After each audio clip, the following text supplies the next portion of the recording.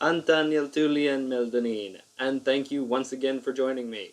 My name is Lord Aramil, and this is Louis, who is very upset about being held and kept from his food. Alright. And welcome once again to another of Aramil's Musings, a podcast where I talk about random nerdy things. Welcome, Teru. Good to see you already. As usual, Teru, let me know if anything funky happens with the stream. Alright, bud? So, today, as promised, we will be continuing the talk about Dungeons & Dragons. Specifically, my longest intertwined campaign setting. I can't call it a single campaign, because it's been like 5 or 6 campaigns. I've got a list of them somewhere. And not all of them are in a linear chronology. Actually, let's see. I've got, there's the first campaign, the Oldrim Throne campaign, and the Artificer Pirate campaign. All took place at once. Then there was Campaign 2. Let's see. With a slight deviation off of that, which was a crime-fighting campaign, which only lasted maybe a month or two. And then there was another campaign which roughly intersected. So, we're talking about 5 or 6. Welcome, Claren.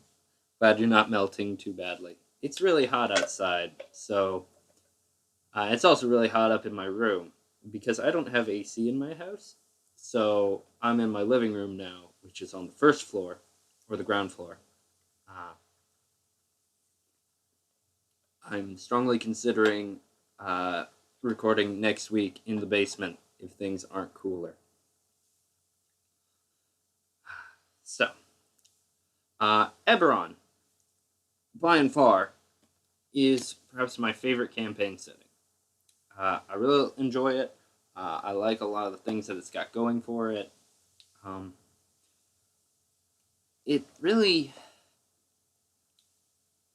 It takes a lot of D&D basic concepts and turns them on their head a little bit.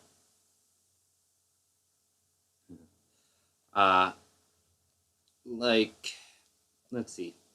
One thing that was unique to Eberron, and now apparently isn't, is alignment was a lot more fluid. So, not all black dragons were evil, say. Not all gold dragons were good. So on and so forth. So a lot of things that used to be cut and dry, very simple, like in standard D&D 3.5, gold dragons were always like lawful good or something like that. But in Eberron, you're never quite certain. It lets you really play with the player's preconceived notions. Orcs are good. At least some tribes of orcs are good, I should say. Others are evil, yeah, whatever.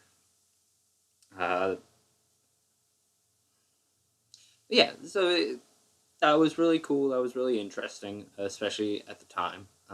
Nowadays, I think Wizards is basically chucking the whole notion of an evil race out the window, which is kind of... I haven't quite decided how I feel about that, but, whatever. It's fine. Also, Eberron is what I would consider a high magic campaign. Like a very high magic campaign. So you've got different tiers of the amount of magic in a world.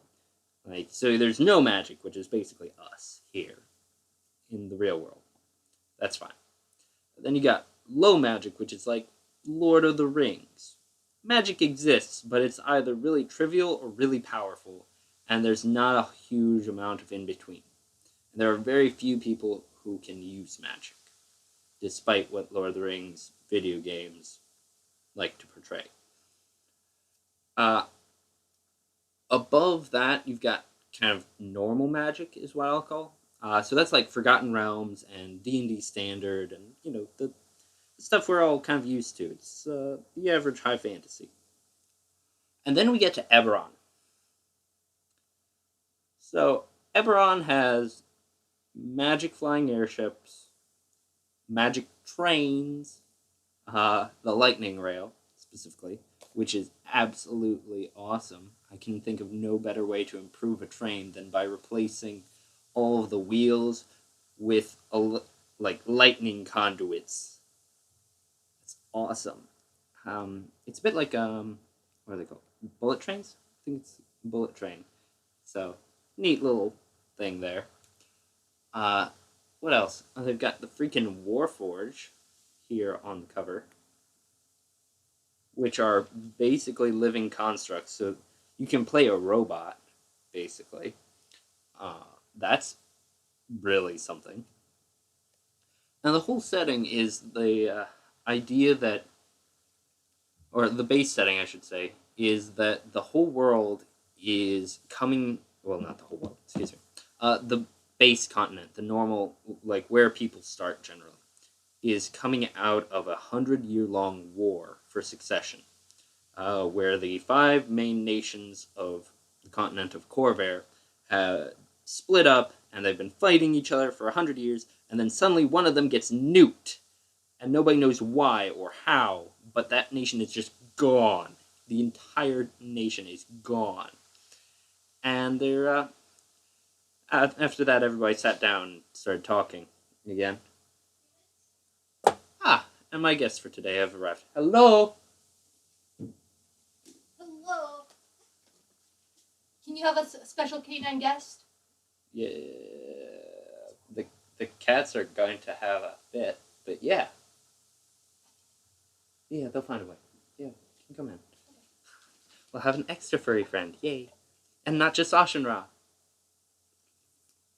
Which means I'm going to put my drink up here a bit.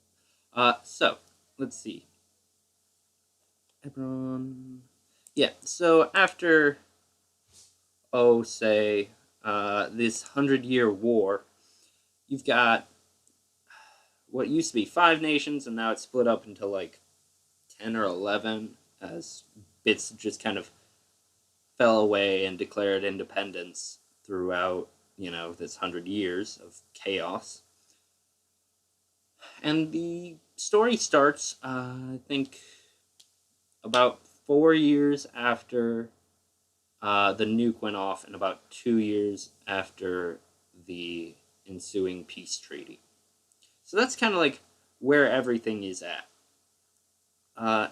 It's a very recovering world. Everybody's still on edge. They've been fighting for 100 years, so they think that this is just a long, ceasefire at the moment, and nobody really thinks that the peace is going to last. But now, adventurers can be adventurers again, like normal adventurers. Not just, special operatives for king and crown and whatever. I hear a puppy. Hello, Roger. And you. Oh, come here. No, come here. No, come here. Come on this side of the camera. Oh, yes. Oh, yeah. Here. Look at that. Look at that. Oh, perfect. Hi. How are you, babe? Good. Good. Come here, Roger. Hello. How are you, babe? Good. That's Ashenra. Yes, Ashenra is here as well. Did you want to take Ashenra's spot?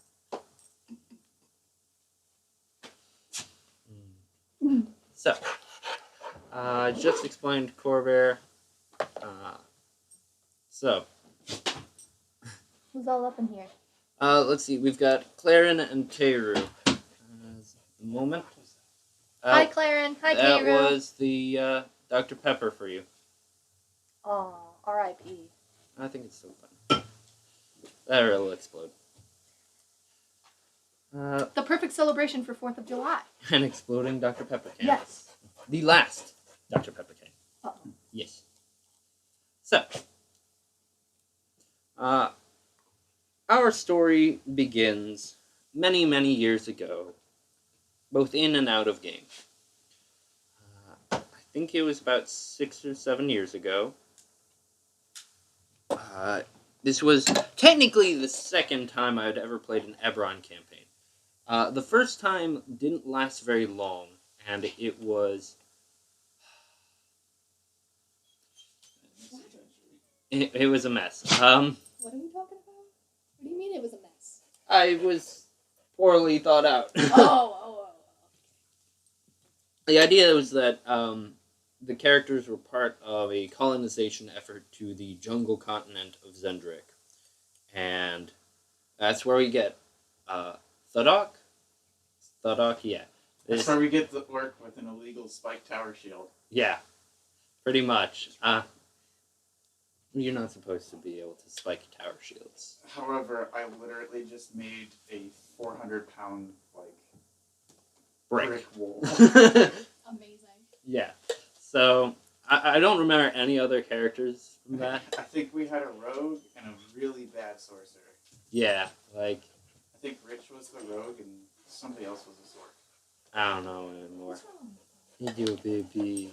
And I just remember because the drow were attacking us, we opened up the gates a little bit, and because I was standing between the gates had a higher AC. Yeah. You should sit over there so the mic can pick up your voice better. I'm sure it projects fine. I have no idea. Ask Teru and Claren if they can hear Ashenrod. Yeah, really. Teru, Did you guys hear Ashenrod's bit? That's the peoples. Damn, I really hope that the buffering isn't that bad.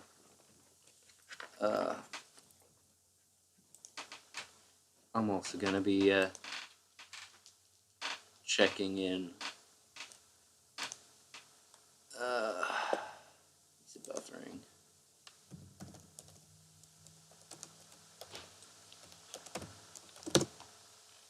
Alright, well, anyways, so that was our first real dip into Eberron, and it was kind of a mess because nobody knew what we were doing.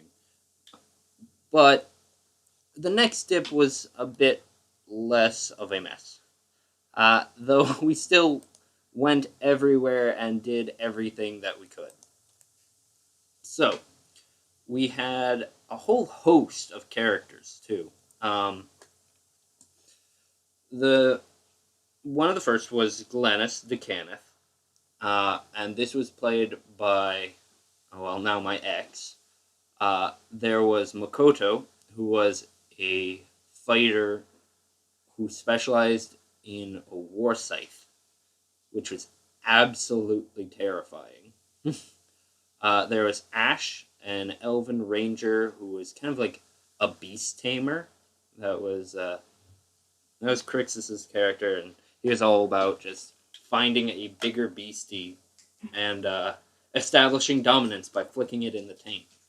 That's where that quote comes from. Don't ask me. It's Newman, man. Yeah. What are you? It was 21-year-old Newman. Yeah. Well, that makes sense. Like 22, 23. Okay. He's only 2 years older than us. Yeah. He's like a year or been two. 2021. Oh, Because it was after I left. You didn't start the second Eberron campaign until I left for the army. This is the first. Oh, yeah. I mean, after that. But you left when we were 18, so 18, 19. So you've been 20, 21. Yeah, but this was when I was like 20. Huh. Something like that. I thought you did it like my first year. I don't think so. Though you did show up for at least a couple sessions because... Tanaka popped in. Yeah. A long time ago, I ran a ninja-only campaign for Ashenra and Ricket. And because Ashenra... Actually thinks like a ninja. yeah, well, there's that. But... well, because he, would only pop up for a session or two between being in the army and being in the army. Between being in the army and being in the army. Yeah.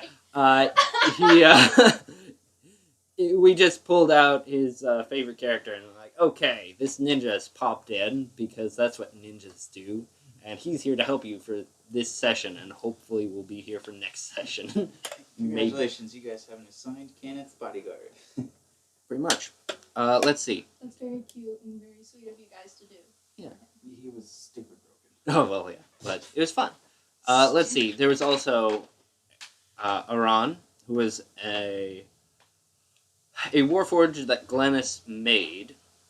There was Nariel, who started out as a nobody, but later manifested a dragon mark, which makes him part of this, like, pseudo-nobility. So there was a bit of genealogical hoops that he ran through to do this. There was Valtolian, who was a half-elf, if memory serves, that Sebastian played, like, for a month or two near the end. And perhaps the most eccentric character I have ever had somebody run was a warforged, a robot. You know, blank-faced, non-emotive, normally. But we think that he might have been hit in the head somewhere, because his name was Aloysius Clyde von Bettleshe III. But you can call me Betty. Oh God, Betty. Betty. Don't do a spit take. Or at least do it on camera. Yeah. Oh my god. No, it was my last drink of Red Bull. I'm not doing that. I'm gonna state this now. Fuck Betty. Fuck Betty. Oh. Excuse me, Betty White is our Lord and Savior. Oh wait, there was also Mac. I almost forgot about Mac, who was another Warforged, not the Mac we play with now. Aww, I got But- excited. No, I only met the Mac we play with now a little bit ago. I But know. this was a Mac who was a Warforged bard who just played his stomach like steel drums, which is funny. But Betty, I need to pause and talk about Betty, because goddamn Betty. By the end of the whole shebang, Betty had done so many cosmetic, I don't want to call it surgeries, but kind of cosmetic adjustments, I guess. So he had a nose. I'm pretty sure he added a nose.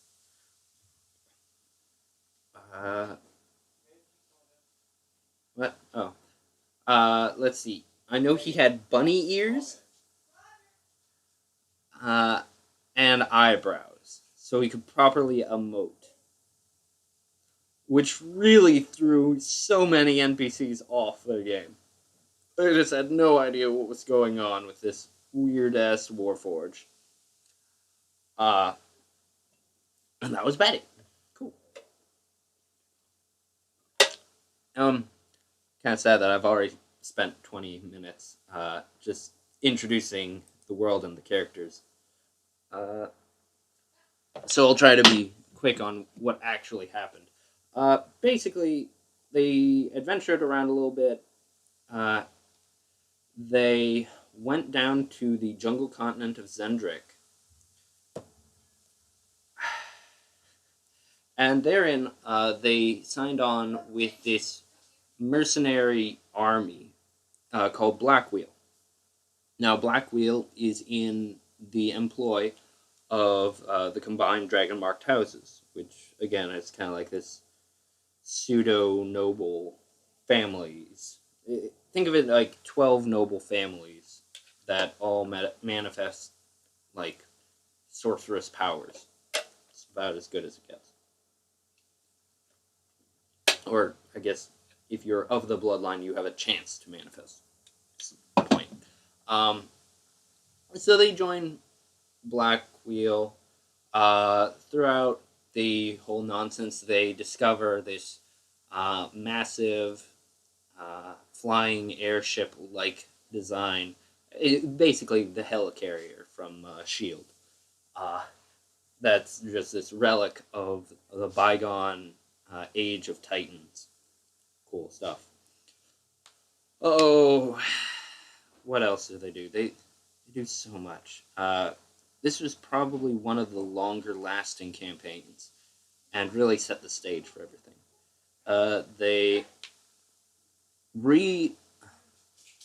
They awoke Tora Tanalo, which was this silver dragon who had been trapped in stasis for gods know how long. And I think this is the only time one of my characters has had a romance with an NPC, because Tora Tanalo and Glennis got it on. And that was entertaining. Let's see here. They went over... Okay. I'm sorry. Roger, come here. Here, just hold it. Okay. Yeah, Roger, come. Okay. Tell You're me gonna stay. stay. Oh, you're gonna shake for it. Okay. So they went over to the continent of Sarlono, which is kind of psionic. I don't want... kind of Asian-inspired psionic land. Really. I like your face of just absolute hatred. Yeah, so the inspired lords of Sarlono have really been reoccurring villains in my campaigns. Let's see. Let's see here. Betty started a gladiator stable in the city of Stormreach on Zendrick. Let's see. Glennis started up a secret House Cannith enclave in Zendrick. And together they started fighting against kind of like this criminal organization called House Tarkanan. Yeah, those guys. This is also the first time I ever used, to any good effect, prophecy. Nariel got a prophecy that he would find what he was looking for, but if he didn't do X, Y, and Z, it would turn out badly.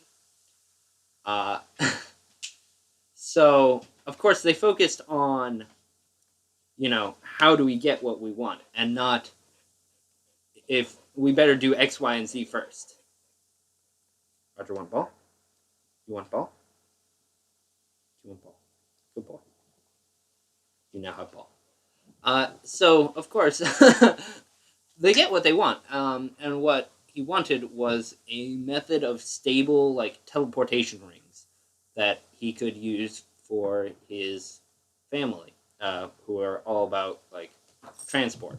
House Orion is all about moving whatever from A to Z. They're like the postage service of Corvair. Think of them as Teamsters. Yeah, Teamsters, couriers, lightning rail operation. Eventually.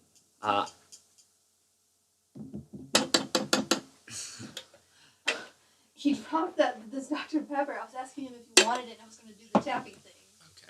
Okay. Yeah, I did all I could, Deru, to make sure that bit of prophecy was really hard to actually break, just in general. Now, the problem is that they make these teleportation circles without doing X, Y, and Z. And what that means is that these teleportation circles are basically stolen tech from the Inspired Lords of Riedra.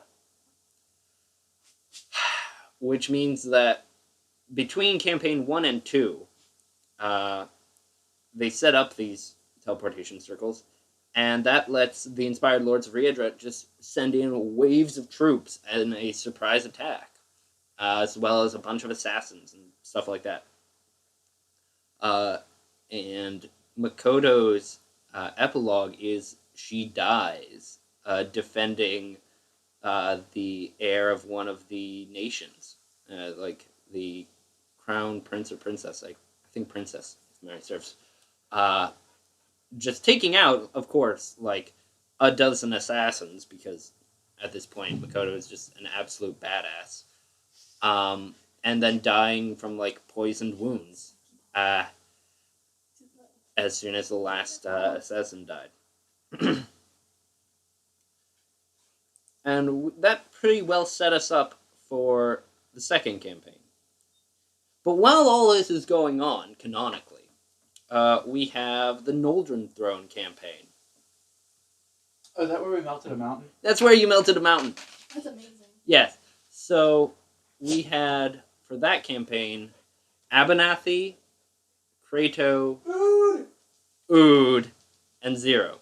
Ood was perhaps the most amusing Warforged. Ood was a fucking unit. Was it your character? Oh, Yes, yeah. it was. Of course it was. Oh, yeah. He was he small or tiny? He was a tiny category Warforged riding on a falcon. Yeah. What class was he? He was a war. He was a full-blown wizard. Oh, is he a wizard? Oh, okay, Yeah. I thought it was war No mage. wonder you were so He excited was for a me to ride a full-blown red wizard. goat. Yeah. So, No wonder you were excited for me to ride a war goat. right. He was an entire 2 feet tall of pure magic hatred. Yeah. That Pretty sounds much. like me. Right. So, Druidic. He also had a fucked up voice box and a loose cognitive gear. I Nice. swear, my players will not play a standard Warforged to save their lives. No, there's too many standards. Yeah. There's too many standards. Yeah. They get pumped out. Yeah. Pretty regularly.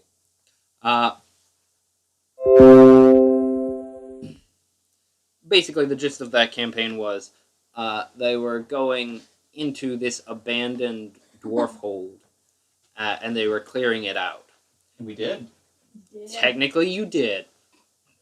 Now, No, even before we melted the mountain, you were well on we your way. had the entire upper floor, like, nice district under our control. Oh, yeah, I'm not saying that you did poorly.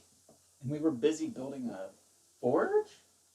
I don't recall. All I know is that we wasted a bunch of money on, like, 5 scrolls of mass unseen servants. And we Yeah. had, like, Roger, 100-some come here. unseen servants cleaning up the city. Right. So- it was something dumb like that. Roger. Come here. We just had hours of unseen servants just cleaning up the city for us. Yeah, so, they're taking over a city, basically. Now, the city was laid out in a series of rings, alright? So, kind of through this mountain. And at the very, very bottom, you could see this kind of purplish glow. Uh-oh. I have a message. He's died from that notification. Oh.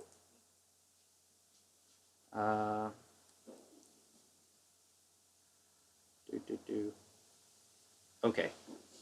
I'm sorry, David. I didn't see your messages. I'm sorry about the notification. Okay. Hopefully that's not going to happen again. Let's see here. So, a bunch of rings, and at the very bottom, a purplish glow, from which they think that all these nasty, like, demon-esque things are coming from. Come here. So, Oh, it's just. hello. So they get this idea that the purplish glow is the source of all of their problems.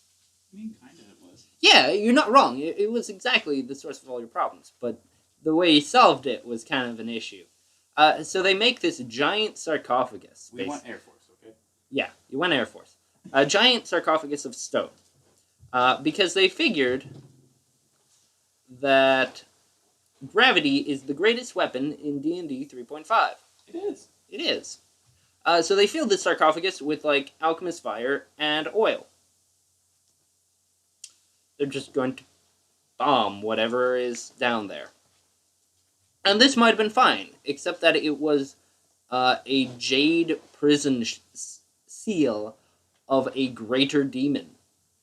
Demon Prince. Yeah. Demon Prince, sorry. AKA something you can't actually kill. Yeah. It's something that is functionally immortal and just... You ever want to fight a god? Yeah. These characters were not capable of fighting a god, even if they could survive what happened next. because they just kind of chucked this stone sarcophagus off the side of the top layer and watched it fall. Except for Ood, who flew his falcon down. With it? Yeah, to see a bit closer up. Yeah.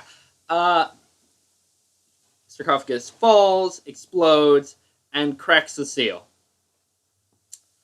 From there... And Ood goes, what is that? Yeah, what's that bright light? As the power of, an imprisoned demon prince just explodes like a volcano. I've only been holding rounds for the last 10,000 years. Yeah, it's, the rage blew through the top of the mountain, completely obliterated Noldrin Throne. I think one character survived because they had found a portal to the Fey realm. Yeah, not long before the Woodland realm. Yeah.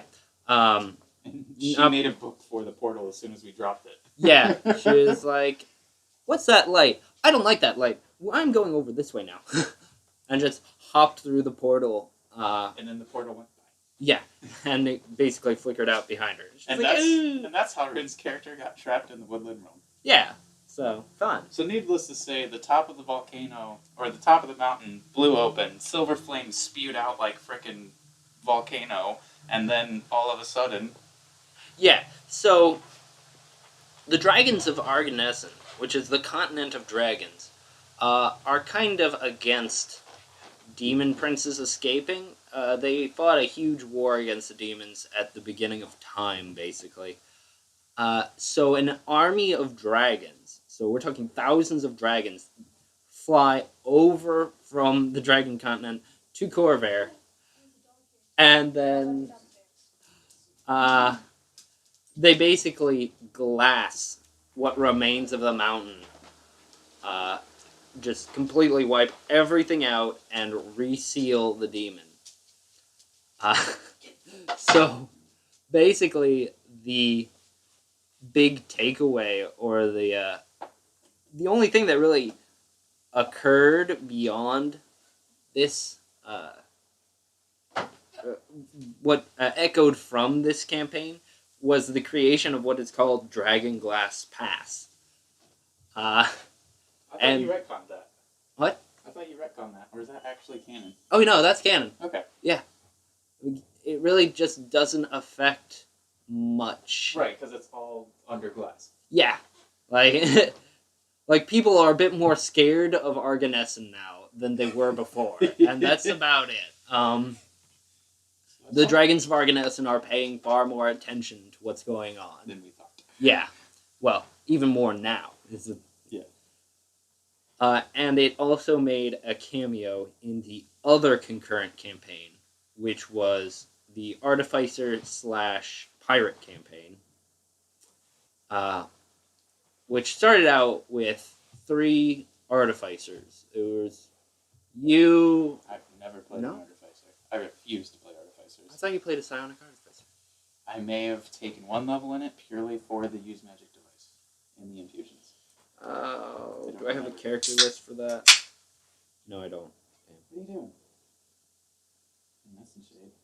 Right. So... No, it was you, because you messed with the Formian Hive. Didn't you? Well, he wasn't an Artificer. He was purely Psion. Oh, okay. He was my first pure meta shaper. Oh, okay then. Fair enough.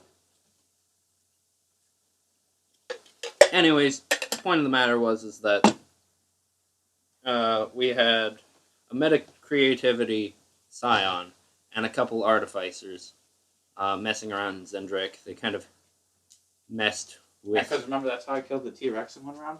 Yeah. I put those little sucker things on him and he died. Yeah, you... I got us a free level because I summoned, intelligent eating worms on a dinosaur. It was funny. Yeah, he reduced the T-Rex's intelligence to 0 and killed it. Okay, -4, whatever. You have negative intelligence. Yeah. There was a larval flare in his brain cavity at that point. Yeah. Just lucky that I didn't make a mind flare T-Rex? T-Rex. That'd be cool. Yeah. Wow. That'd be worrying, I feel, but whatevs. Larval flares cannot become unfortunate. Yeah. Well, neither can T-Rexes. They are actually defective from mind flares. You're defective. No, that is a description of larval flares. They are escaped mind flare spawn. Yeah. Let's see. We're still good. Okay. Let's see. Basically, a couple of the artificers did not survive in Zendrick well, because you poked the Formian hive, and don't poke the anthill. Yeah, do not poke the anthill. I poked it real hard. It poked back harder. Yeah. So. Thank God my creatures have swim speeds. So 2 artificers bit it, or more accurately, were captured and were hive-minded, which will have fun repercussions. And the remaining artificer, Roz's character, and your character, I think. Like, I completely fucked from this sphere. Yeah. He went back to the college like, hey, I fucked up. Because again, he was an ectopic adept. Was he? Mm-hmm. I don't remember that much. But... He had 1 level in ectopic. Oh, okay. Before we ended. Well, I know that after the Zendrick nonsense, y'all went up to the Lazar Principalities, which is basically pirate land. It's a few dozen islands that are just in the control of various princes, so powerful pirate captains, basically. And it was a. It's like an off-brand Iron Kingdoms in Eberron. Yeah, not bad. Oh, and from there you kind of like poked around, and then please do not open that door. Why? Because it's cooler in here than it is out there. Yeah, but there's no air movement. Then there's a fan in the corner. You can set. I don't live here, That's why I'm telling you, bitch. Roger. So yeah, they fucked around as pirates for a little bit. That was fun. Yeah, it was a good time. We've played a lot of piratey campaigns. Ooh, like the time we took. If you're going to talk about sphere hopping, I'm not there yet. No. I'm talking about the time when we had everybody on boats and we assaulted a harbor with a bunch of sorcerers. Okay. Everybody on boats and Roz's character, his sorcerer, the one that was just melting boats with fire. Oh yeah, that's the next campaign actually. Is it? Yeah. Yeah. So after because we were fighting the Inspired. Yeah. So campaign 2. Oh no. Firstly, during the pirate campaign, it don't work. It should work.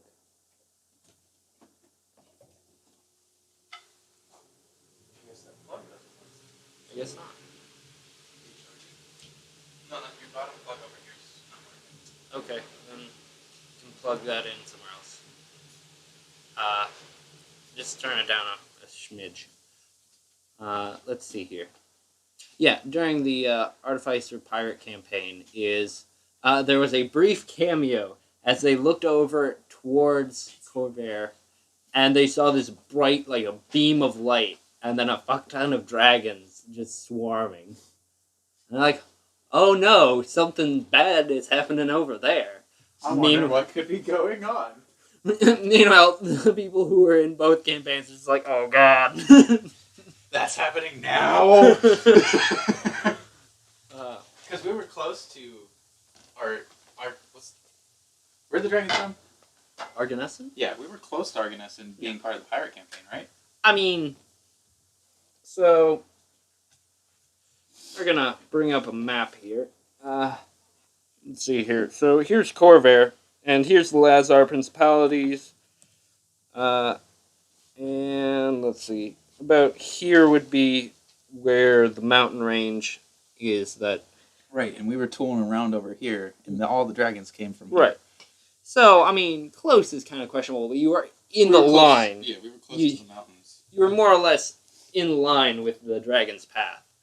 There's a plug behind this wall on the landing. I see. Yeah. But let's see here. So the Artificer pirate campaign ended with it kind of fizzled out a bit more than... That one really didn't end, per se, as they just kind of kept adventuring without PCs. Yeah. I think Roz's character eventually, in canon... Became a captain, boat captain? Well, he did, but he also just disappeared to the Northern Isles. And just... My character went back to the college. Yeah. So, some campaigns don't have good resolutions, and that's kind of sad. But that's what epilogues are for. So after that, canonically, comes Campaign 2. And what's the year spread between those two? So Campaign 1 began in 998 and ended somewhere in 999. And Campaign 2 was actually all the way in 1024. So like 40 years later. What? It's I like... can't math. No, you can't. That's like 25, 30 years later. Mm. Yeah. So... and one of the reasons why is so that our friend Uther could play Albius Diorian, who is son of Nariel. Oh, right, because he Yeah. wanted to play his own heir. Yeah, right. And it also gave an interesting time to see like how things would progress, give everything an interesting epilogue. I mean, it was pretty cool. We're well into this war between Corvair and Sarlona now. I think I'm calling it the War of the Dragon Between, because the idea is that Eberron is like the body of a primordial dragon. That's kind of like part of their creation myth. So it's the War of the Dragon. It's so magical. Yeah. It is the body of a dragon. Right. It's. I think they're... I said some dumb shit, like it's Io's thumb. Right, something weird like that. So we did... this is the first time I actually did a module, I think. We did Eyes of the Lich Queen, which got renamed half a dozen times. Yeah, like every time we said Eyes of the Lich Queen, some word got replaced. I think it ended up like the Dies of the Bitch Queen, somewhere in there. Whatever rhymed with it would be applicable. Well done. Let's see. The whole thing was basically we are at war and we need to contain the Inspired as much as possible. Because the Inspired already had a pretty strong foothold on the continent in like a peninsula off to the south, and they really wanted to keep them there. Like the Inspired were trying to build a series of forts through the mountain pass, which would let them just go on and spread through the continent. This was also the campaign where I learned that if an ability seems too overpowered, I need to read the description. I will never again just take a player's word for it. What? So, Sebastian played Ogden Oakbrow, a dwarf. And he had a spell called Plane Shift. And the way he described it to me was that he snatched something randomly from a random plane and manifested it here. And I'm like, okay, so it's like a random summon monster. That's neat. And I had a whole, like, chart set up, because he said that there wasn't a chart set up for it, which should have been a red flag to begin with. But yeah, it was an issue because it was indiscriminate and it was ripe for abuse. And so I abused it. He abused it, and I abused him right back, just a little bit. During a very powerful naval battle, well, no, it was far worse than Wales. So there was another character named Harold, who I also want to mention in this. He was an alcoholic wizard who believed that sorcerer who believed that his power came from absinthe. Yeah. So he was perpetually a drunken sorcerer, which is all sorts of terrifying. No. This was Roz's character. Also makes sense. Yes. This is one of Roz's favorite characters. Right. It's also the only time somebody's made a spell in any of my campaigns. He made Herald's Rebuttal, which was a counterspell plus a fortitude save or get knocked down. He called it his shut up and sit down. Yeah, because it's a fortitude save, which no wizard is going to be able to beat, because wizards don't have good fortitude saves, is what his... reason. Yeah, that was his reasoning. So, all the other characters are jumping across onto this massive inspired vessel. They're trying to, board it. And Harold, for the life of him, just cannot climb up the side of this ship. Yeah. So, instead, he's like, well, fuck it. If I can't get on top of the vessel, he says from, the water line, I'm going through! And this is after, 5 or 6, 7 rounds of failing to get up the side of this ship. So he just basically magics a hole in the side. And it's like, fuck you. Alright. And then there's inspired troops all around. And it's like, I'm a wizard. No, I'm a sorcerer. Shit. Anyways. At this point somewhere in here, Ogden uses plane shift. And I roll.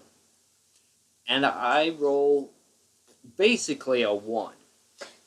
The bad shit happens, in other words. So he plucks a Prince of Madness from the far realm and deposits it suddenly here. In the middle of all them inspired. Yeah. Who go? Well, no, they hate them, but madness literally ensues as reality bends and shifts and shudders and shakes. People go insane. One of the characters just absolutely was polymorphed. I can't remember. Do you remember what Rin got transformed into? I really wasn't part of that campaign. Oh, were you not? Okay. A small reptile, I think. It just... reptile. And it just kind of grinned. I just remember showing up to the one day that Harold was standing on the bow of the ships, just melting other ships with fireballs. Oh, okay. Fair enough. It was a bad time, and by the point where Ogden was able to get a good enough concentration save to dispel his effect, they had wounded reality. Yeah, that's why the Princes of Madness aren't allowed on that plane of existence. So I then looked at the spell description for the first time, really. And it had nothing to do with anything like that. It has nothing to do with summoning. Yeah, no, not really. Plane shift takes you to another plane after 2 minutes. Yeah. Yeah, or no, maybe it was plane manifest. It was basically if you know that somebody's on the ethereal plane, you can force them back onto the material plane, and it's anti-illithid magic. Yeah, actually. But it had nothing to do with just plucking random things from random planes. Planar jaunt. Planar jaunt? I don't think so. Because it's like ethereal jaunt, except for the opposite direction.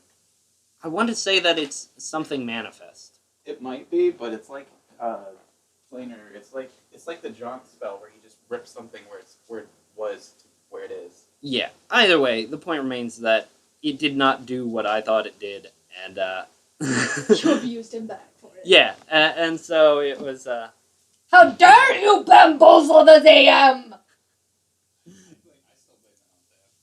Oh yeah, I mean. I know, but like, how dare you bamboozle the DM? Yeah, I definitely should have done a bit of research personally, but that's okay. Make sure you're not eating up in bed. So, that campaign ended with them smashing the inspired fortress in the mountains that was still under construction, which was good because that stopped the inspired from, constructing a brand new teleportation ring there, which would let them, send forces directly into the interior of the continent. Very good. I'm not gonna lie, I didn't know those rings existed. Yeah, well, they were still figuring that out. Or, well... I meant even in the Illithid campaign. Oh, that's fine. You didn't need to know about it for the Illithid campaign, because they didn't exist in the Illithid campaign. Oh. Yeah, because that happened on a completely different sphere, and has nothing to do with this. Oh, right. Hello, Goalkeeper. I don't know who Mr. Goalkeeper 06 is, but hello, welcome. Thank you for joining us. Let's see here. Where was it? Oh yeah, so they end up smashing the inspired fortress, and most of the characters are able to just grab onto the nearest airship that they were using, and except for Ogden, who used a minor teleportation. I think Dimension Door, but I could be wrong. And to try and just get over there, pointing at the nearest mountain. I know that fireball joke. But the problem is that he rolled very poorly, and he ended up teleporting knee-deep in the mountain. Oh, this is how he became Pegleg. Yeah. He lost everything below the kneecap, basically. No. Oh yeah. His like calves and feet became stone. Yeah. So they managed to pick him up, and in the basically was the last paragraph of the campaign. He's just like, so Harold, can you do anything about this? Yeah, and Harold just takes a swig of absinthe, takes 2 pegs from a bar stool, and casts Stick, the 5-pound. If you exert more than 5 pounds on them, they snap off. But he just gives them 2 peg legs. Like, I don't know what you expect me to do. I'm the sorcerer. Glug, walk off. So that's how that campaign ended. Honestly, that sounds like Action Raw IRL. Yeah. Me and Seb are quite similar. Yeah. And yet, neither of these characters were. We're already closing in on the hour, and I'm not done yet, which is not great. But that's all right. We'll keep going and see what can be done. So I had another campaign which briefly intersected with the Eberron canon. So before this, I'd never heard of a Spelljammer. And for those who aren't in the know, a Spelljammer is a kind of ship that travels between campaign settings. It's basically the easiest way to describe it. So you could take a ship from Greyhawk, so D&D standard, to Forgotten Realms. And that's just a thing that happens, apparently, though very rare, because they're super expensive, like hundreds and hundreds of gold pieces. Hundreds of thousands of gold. Oh yeah, sorry, hundreds of thousands. Sorry, I forgot the K in there. Rogue, barbarian, multi-class guns. No. We'll get back to that question perhaps. But instead, I had a bunch of characters in an Iron Kingdoms campaign, which is kind of like gritty steampunk. It's like industrial punk, I guess. It's a fantasy realm that's going. It's not very steampunky. It's more like Industrial Revolution beforehand. Yeah, so it's like early stages of Industrial Revolution. There's factory, there's smoke, there's big mechanical things. There's guns, there's cannons, fun stuff like that. So, let's see. The characters in that, this was supposed to be just an honest-to-goodness pirate campaign. But they got their hands on a MacGuffin. Well, I guess it's not a MacGuffin because it gets used. But it was my little homebrew thing. And it was a device which would allow you to teleport randomly to a different sphere or a different campaign setting. That way I can just kind of do this whole location of the week kind of thing. Because one of my biggest issues, it seems, is that I'll be reading and I'll be, getting stuff ready for the campaign I'm doing, and then I'll be thinking, oh, but this book over here, this setting over here sounds really cool. I really want to run, like, an Oriental Adventures campaign, and that would be awesome. But that kind of detracts from the current campaign, because that has nothing to do with what I'm doing. So this was kind of my way of getting around that. And I executed it interestingly, I guess, because basically I gave the characters the ability to flip a switch and go somewhere else, which is never a good idea. It completely eliminates any ability to control the narrative. You don't want a railroad, but you want to be able to control the narrative as a DM. So they would just flip a switch and go to random places. And one of those places was Sharn, City of Towers in Eberron, where they decided to, to make some extra cash. We're going to sell the House of Making, House Cannith, the plans for guns. That sounds good, right? Right. And yeah, it was hilarious, because the leader of House Cannith, who was in Sharn, of course, takes a look at these characters who have just really weird and alien tech, and he's like, yes, I think I can, let's work on this a bit. Let's talk. And all the while, secretly, he's telling, both the actual Tanaka and these things called Tanakan Warforged. Yeah, early Victorian. That's pretty on par. Mm-hmm. So correct, steampunk. Yeah, kind of, yeah. Steampunk has a certain vibe to it. I know, steampunk is like Industrial Revolution and early Victorian era went into the future and stayed the same. Yeah. But, so a bunch of both Tanaka and Tanakan Warforged, which are basically purpose-built, Warforged that are just built to be ninjas. So they just rush onto the ship secretly and just take notes of everything, especially the device, which allows just flip switch, go to random place. Which perfectly sets up the next campaign. And for those wondering, the flip switch sphere hopping campaign that I did run, I guess got a reasonably satisfactory ending. Eventually, they rolled very poorly on their flip switch, and they teleported to Erebor. the Lonely Mountain in Lord of the Rings.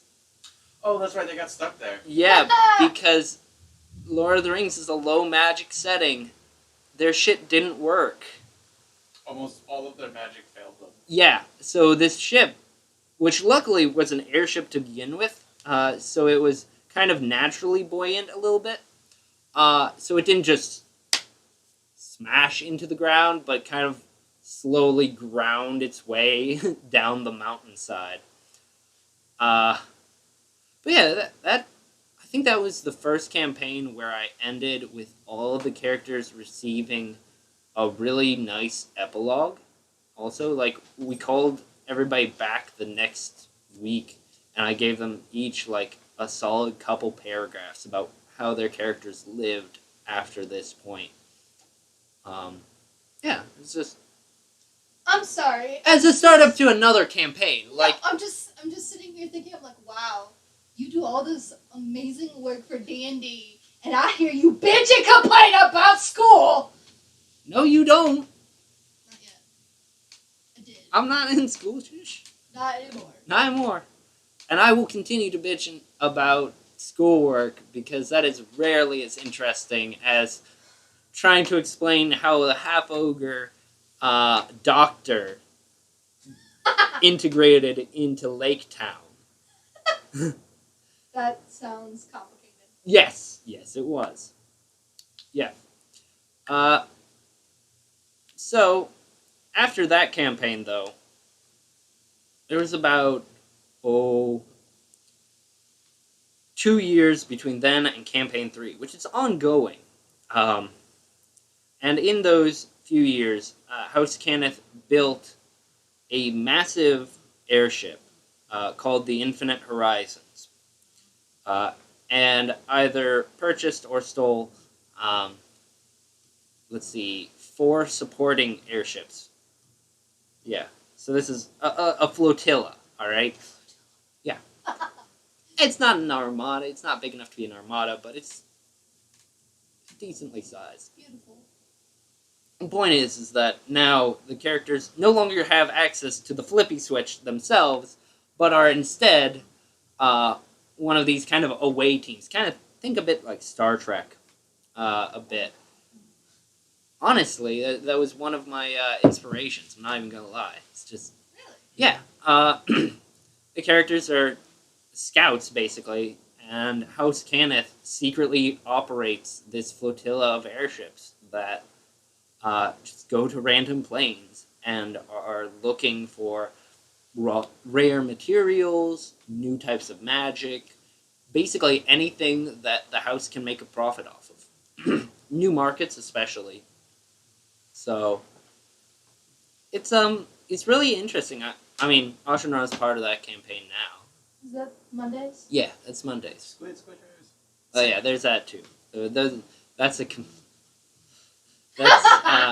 That's tying into the Waterdeep campaign, because the characters from the Waterdeep campaign, which I talked about last week, eventually signed on with the Infinite Horizon flotilla. We sold them a whole shit ton of broken Spelljammers. Yeah, and they're like, "Do you guys want a job after this Soul City saving thing is over? How would you guys like, They saw the destruction the Squid Squishers wreaked on Snillithid. Like, I think we can employ these to good ends." I watched these 5 people steal a dreadnought, ruin half of an armada, and save the city. I think we can hire them, right? Right. And the best part is that I can bring in older characters as cameos every now and again. Like Glennis DeCannith is part of this flotilla, mainly because the son that she and Torotanalo, the Silver Dragon, had, is running it. So, yeah, Toronal DeCannith. And that's because in Eberron, half-dragons are hunted down to extinction by the dragons, because they just do not like the concept of half-dragons, I guess. So the whole Toronto family's under wraps. Yeah, so Toronal and Toratanalo and Glennis return to Eberron at their own peril, basically, and will not they'll never go to Argoness, and they will rarely leave the wilderness of Zendrick if they have to. But yeah, so it's really interesting how campaigns can evolve and interact with one another. Like, at some point, I'm going to play another campaign, I guess campaign 4, or whatever I decide to name it, which will be focused purely on the war that is still ongoing. Yeah, between the nations of Corvair and the Inspired. And after that, who knows? Like, at this point, House Cannith is set to, or pretty well set, and probably by the time this campaign and the next end, they'll be set to basically take over Corvair, honestly. All depends on what we get. Really. Right. So, and that's one thing that I... Like, Campaign 5 is probably going to be War of the Houses, version 2. Mm-hmm. Hello. Hello. Yes. Yeah, yes it is. Aren't you excited? Because after the Inspired are gone, really the only thing standing in Cannith's way is the other houses. If that. Or they might just lead the other houses to rule Corvair openly.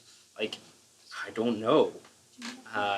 And that's really kind of cool. It really all depends on what type of aggressive Cannith characters we make. Honestly. Because Ezreal's pretty aggressive. Right. Ezreal's very aggressive. Yeah. Ezreal's my current character, and he's a favorite in-house, and he has a prominent dragon mark. Right. So he's... Let alone he's part of this secret expeditionary team. Yeah. So and he's got a fucking attitude problem. Yes. Plus guns. Yes. Wow. And you have guns. Don't all of your characters have attitude problems? No. Not all of them, just a lot. And it's generally an attitude problem towards one specific thing, and it's generally the other version of magic. Mm-hmm. Yeah, that's fair. It's either my character is very much just like divine, psionic, or magic. Or arcane, sorry. Yeah. My characters always have to hate one of the three. And that's really why I love this ongoing Eberron canon, though, is that it's been shaped and really made our own by some really bad decisions. By some really bad decisions. And it just, it's nothing that you'll ever see in one of these books. You couldn't make this up. Yeah, right. Like, I can't imagine trying to write this into a D&D book without having played it beforehand. Well, it would also be a borderline impossible because it's multi-sphere. Right. So, just this interaction between spheres, yes, good boy. Just everything works to make it a truly unique world space, yeah. Oh, now I'm just kind of reveling in nostalgia, but... Oh, now that we've added mech. Yeah, and now we just added a Dragon Mech campaign setting. So there's going to probably be mecha by the end of this campaign. Yeah, in the beginning campaign of next. 4, I imagine we're going to be fighting inspired with mechs. Maybe, but campaign 4 is kind of going to be largely concurrent with this one. So yeah, so maybe near the very end you might see like power armor, but a blend between Mechanica and mech. Come here. yeah, Iron Kingdom's Mechanica plus Dragon Mech Mecha and Eberron magic. It's a lot to think about, and it's a lot to try and keep in both my head and the players' heads. And I think that's one reason why it works so well is Could you imagine a Warforged Artificer, hold on, I'm not finished. Warforged, no. Artificer, Cog Layer, Arcane Mechanic. Did he just hurt you? Oh no, it's it's too beautiful. Oh. No, it's just he knows that that's what I'm playing next. Yeah. It's just the tech. The tech class from each of those 3 settings is basically what he just spewed at us. Uh-huh. That's alright. I can... But, oh... So yeah, I'm really excited to see how this goes and what happens with it. Because it's going to be fucking nuts. And it's really rewarding to have players who have been in it for so long or who come back and see like, oh shit, this is really weird and changed and whatnot. And yeah, it's how we do.